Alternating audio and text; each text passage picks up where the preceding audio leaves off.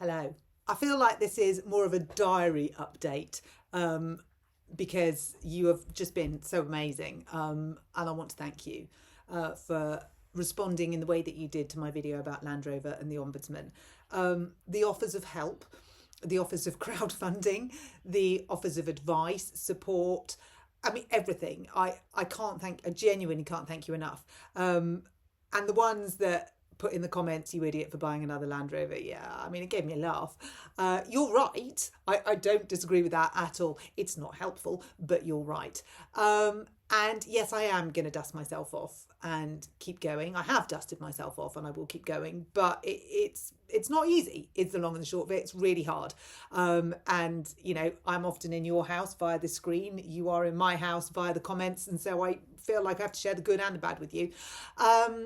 In answering some of your comments, so I effectively, yes, I could do no win, no fee, but I can't do that until I've decided whether I'm going to stick with the Ombudsman or not. And I feel like, given that we're 20 months into this, we've got to stick with the Ombudsman.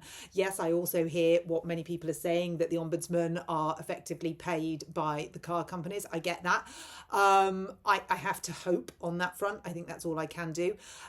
In terms of why did I buy another Land Rover, so many people have said that. I bought another Land Rover because it's very specific needs that we have, which I'm not going to go into because they're not my needs to tell, other than there was a reason, and it was a good reason, and it was a massive mistake. And to everyone that said that, yes. And for everyone that's saying, I can't believe you spent £20,000 on a spare car, why didn't you just buy a cheap runaround? Again, I'm not going to divulge all of those reasons because they relate to my kids and not to me, but suffice to say, there was a reason, and it was a good reason.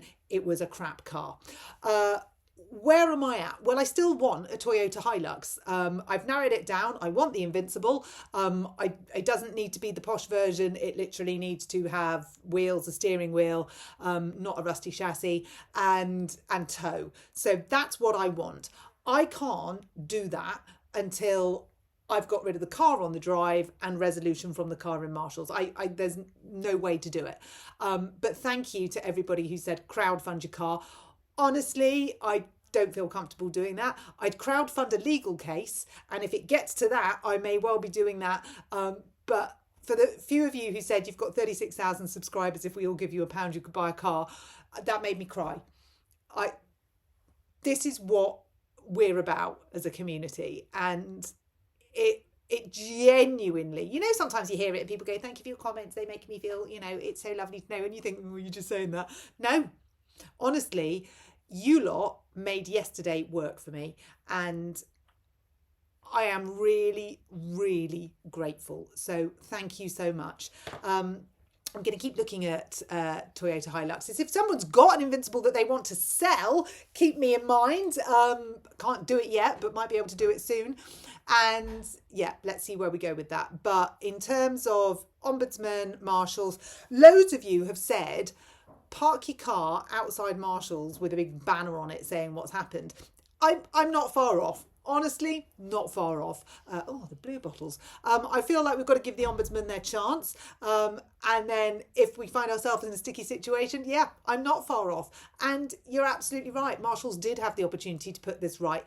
They latterly, when they got their new manager who did try to put things right, you know, that was a good thing that they did, the only good thing that they did, and it happened 18 months too late.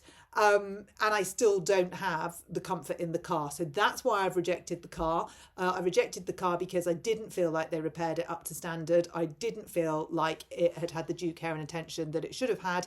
I didn't feel I had any disclosure on what had actually happened. And I felt like my treatment by Marshalls was absolutely substandard. So that's why I rejected the car. I didn't feel like it was safe. I didn't think it was the car that had gone in. It wasn't the car that had gone in. So that's where we are.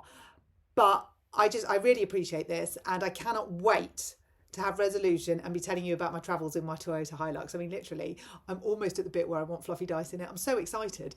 I was saying to the kids, I don't mind a white one. They're like, oh no, it's got to be silver. So we are trying to be excited about our new steed, if we ever get it.